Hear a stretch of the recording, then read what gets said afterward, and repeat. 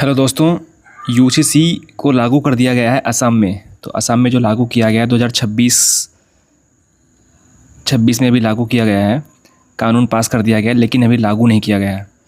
ठीक है, तो जो पॉलीगमी है, मतलब एक से ज़्यादा विवाह जो लोग करते थे, उस पर ये लागू किया गया है।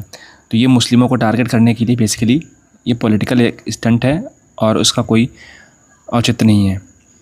मैंडेटरी रजिस्ट्रेशन मतलब अगर शादी होती है या फिर तलाक होता है तो 60 दिनों के अंदर अंदर आपको रजिस्टर करवाना होगा डीएम ऑफिस में। ठीक है, जोड़े में से कोई एक भी अगर पति या पत्नी कोई भी अगर असम में रहता है तो वो कर सकता है, मतलब करना ही होगा उसको। और सख्त नियम ये दिए गए हैं कि अगर आपने जो है लिव इन रिलेशनशिप रह रहे हो, शादी में तो 60 डेज है, लेकिन अगर आप लिव इन रह रहे हो तो 30 डेज़ के अंदर अंदर आपको रजिस्टर करवाना होगा। मतलब लिव इन के लिए बहुत ही कड़े और सख्त नियम है इसमें। ठीक है, दंड का प्रावधान क्या है लिव इन में?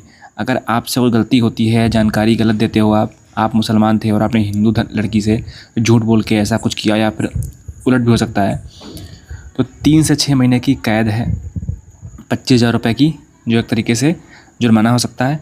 और अगर लिव इन से कोई बच्चा पैदा होता है तो वो चाइल्ड को मतलब लेजिटिमेट चाइल्ड माना जाएगा। ऐसा नहीं है कि वो चाइल्ड बेकार है।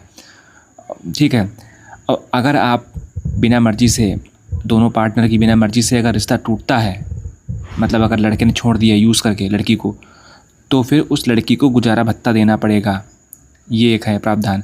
और ये न्यूनतम आयु जो लड़के की है शादी की 21 वर्ष, लड़की की 18 वर्ष ये है।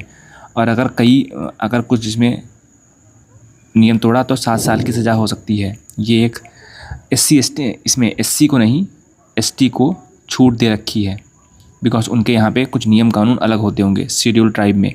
और ये 12% है, 12% से ऊपर है आबादी।